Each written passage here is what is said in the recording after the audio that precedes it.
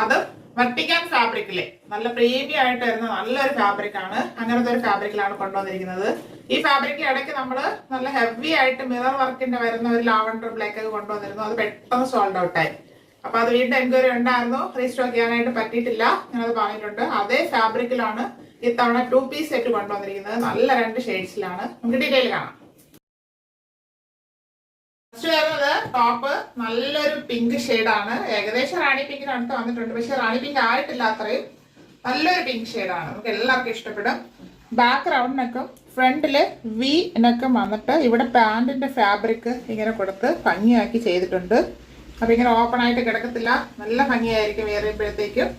നല്ലൊരു ഫാബ്രിക് ആണ്. അതിൽ നല്ലൊരു പ്രിന്റ് ആണ് പോയിരിക്കുന്നത്. നല്ല ഭംഗിയുണ്ട് നേരിട്ട് കാണാനായിട്ട്. അത് ഫീൽ ചെയ്യുമ്പോൾ തന്നെ നല്ലൊരു ഫീൽ ആയിട്ടാണ് തോന്നുന്നത്.